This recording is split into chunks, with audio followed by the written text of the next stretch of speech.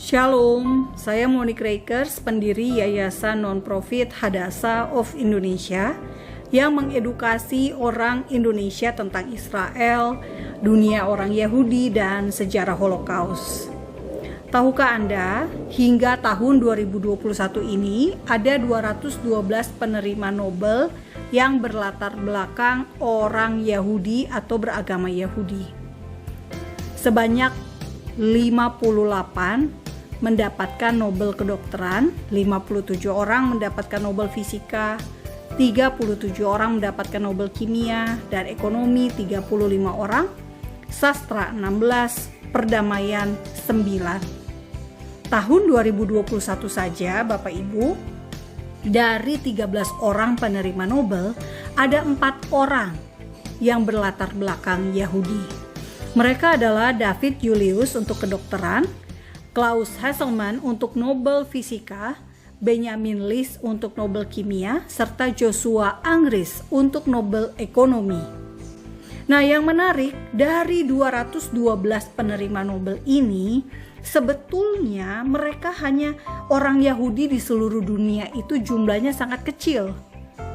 Jika dibandingkan dengan populasi seluruh umat manusia yang ada di bumi ini, jumlah orang Yahudi hanya 0,2%.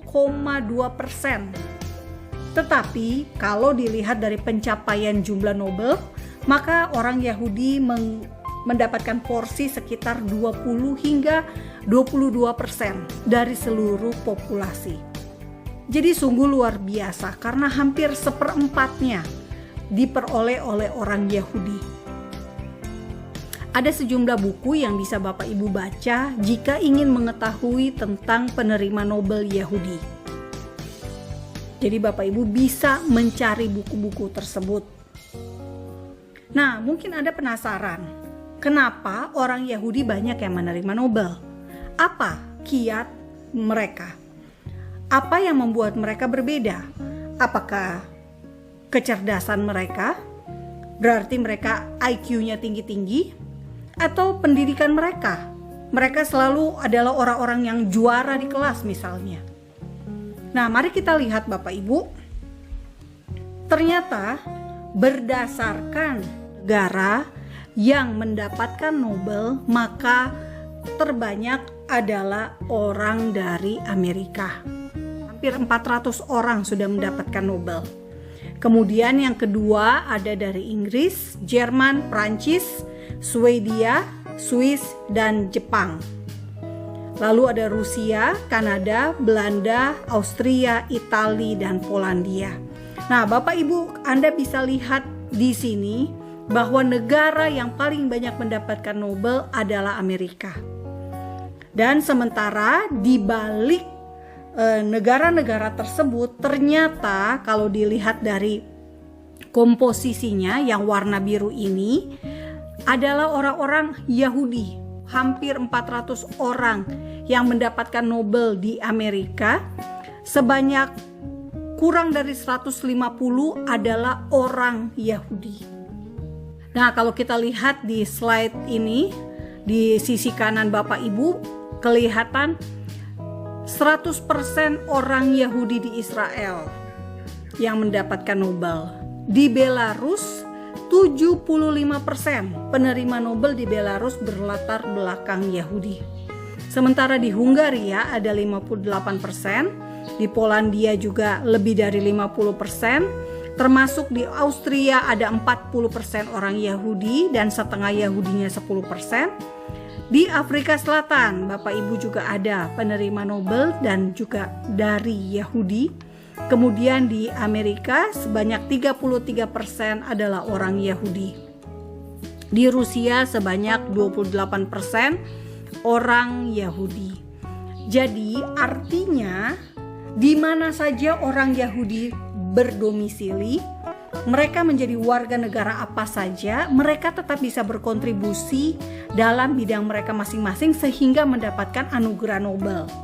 Nah, kalau kita ngomong tentang domisili di masing-masing negara, tentu kita membayangkan pola pendidikan yang dilakukan di negara-negara tersebut bisa jadi berbeda-beda. Tetapi mereka tetap bisa berhasil. Melalui pendidikan apapun, pola pendidikan apapun juga, ternyata mereka tetap bisa berhasil. Karena buktinya mereka mendapatkan Nobel untuk negara-negara di mana mereka berada. Lalu kuncinya apa? Sehingga kita bisa seperti mereka, seperti orang Yahudi. Nah, kita lihat berikut ini Bapak Ibu, adalah hasil penelitian dari sebuah majalah Forbes, dan di sini disebutkan tentang data sejumlah negara sehingga bisa diperoleh negara mana yang paling pintar di dunia. Perhitungannya dari mana? Dari jumlah Nobel yang negara tersebut peroleh, rata-rata IQ warga negaranya, dan angka kelulusan warga negara tersebut. Nah, dari survei yang dilakukan, maka ditemukan ternyata Jepang adalah negara yang paling pandai di dunia. Kedua Swiss, ketiga Cina, keempat Amerika. Kelima Belanda, keenam Rusia, ketujuh Belgia, kedelapan Inggris, kesembilan Kanada, kesepuluh Korea Selatan. Jadi dari Asia, negara terpandai ada tiga Bapak Ibu, Jepang, Cina, dan Korea Selatan. Israel di posisi berapa? Israel sebagai negara hanya ada di posisi ke-22. Ternyata IQ tertinggi itu adalah Singapura, lalu Cina, Hong Kong, dan Taiwan. Bisa kita bayangkan ternyata orang-orang beretnis Tionghoa bisa dibilang lebih cerdas karena IQ-nya tinggi-tinggi Bapak Ibu. Israel berdasarkan IQ hanya berada di urutan 41 dengan IQ rata-rata 95. Berdasarkan data ini, IQ rata-rata orang Indonesia hanya 87. Sementara Singapura mencapai 104. Artinya Bapak Ibu, orang-orang di Asia sebetulnya IQ-nya tinggi-tinggi. Nah, mengapa? Kalau kita lihat dari data di sini, Singapura hanya negara yang ke-25 urutan terpandai. Meski Singapura secara IQ ada di posisi nomor 1 dan secara angka kelulusan di posisi nomor 1 juga. Tetapi mengapa gitu ya, Singapura dengan angka IQ yang fantastis, dengan angka kelulusan siswa warga negaranya mencapai urutan nomor 1 dunia, tetapi secara perolehan Nobel Singapura itu 0, minim. Sehingga Singapura tidak mendapatkan posisi tinggi sebagai negara terpandai, hanya di 25. Jadi dari data ini kita bisa tahu bahwa ternyata IQ dan kecerdasan tidak menjamin seseorang itu mempunyai gagasan-gagasan atau terobosan-terobosan atau inovasi-inovasi dalam ilmunya. Tidak ada sumbangsi atau kontribusi dalam teknologi sehingga tidak bisa dihargai, diganjar mendapatkan Nobel. Jika ternyata angka kelulusan lalu IQ tidak berarti terlalu banyak dalam hal mendapatkan Nobel, jadi apa sebetulnya yang menjadi rahasia orang Yahudi sehingga mereka mendapatkan Nobel? Menurut saya, apa yang menjadi keberhasilan orang Yahudi saat ini yang seluruh dunia bisa saksikan adalah karena janji Tuhan. Melalui Nabi Yesaya, di ayat Yesaya 61 ayat 9, Tuhan berkata, keturunanmu akan terkenal di antara bangsa-bangsa, anak cucumu di tengah suku-suku bangsa, sehingga semua orang yang melihat mereka akan mengakui bahwa mereka adalah keturunan yang diberkati Tuhan. Ayat ini digenapi dan kita bisa melihatnya sekarang Bapak Ibu, ketika orang Yahudi terkenal di antara bangsa-bangsa. Anak cucu orang Yahudi di tengah-tengah suku-suku bangsa. Dan semua orang dunia, semua orang negara-negara manapun bisa melihat dan mengakui bahwa mereka ini adalah keturunan yang diberkati Tuhan. Kita kembali lagi, kalau kita lihat tadi ya datanya secara IQ mereka tidak termasuk orang-orang yang cerdas. Yang lebih cerdas justru orang-orang di Asia, Singapura, Cina, Taiwan gitu ya. Tetapi nyatanya mereka bisa punya ide-ide yang luar biasa sehingga pantas dihargai Nobel.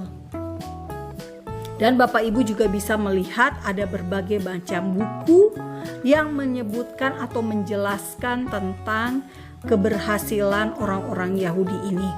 Ada 100 orang Yahudi paling berpengaruh di sepanjang masa. Ada pencapaian-pencapaian Yahudi, ada penemuan-penemuan orang Yahudi. Ada pula juga tentang bagaimana orang-orang Yahudi dari masyarakat agraris, masyarakat dengan kultur pertanian, kemudian menjadi intelektual di Eropa. Dan kita juga bisa melihat bagaimana kontribusi Yahudi itu bukan hanya dalam bentuk teknologi dan inovasi, tetapi juga dalam sisi fondasi kemanusiaan, yakni hak asasi manusia. Adalah René Cassin, dia adalah Yahudi Prancis yang keluarganya dipersekusi, keluarganya menjadi korban Holocaust. Tetapi apa yang menjadi kedukaan, apa yang menjadi tragedi bagi keluarga René diubah. Dia mau mengkontribusikan pemikirannya untuk menerapkan yang namanya hak asasi manusia. René Cassin menjadi salah satu penulis deklarasi hak asasi manusia yang dipakai oleh PBB dan menjadi dasar deklarasi hak asasi manusia yang berlaku bagi kita semua hingga saat ini. Untuk Anda lebih mengetahui apa itu tentang pola pengasuhan anak Yahudi, tunggu sajian-sajian berikutnya, konten-konten berikutnya di YouTube Fakta Israel. Salam damai dari Fakta Israel.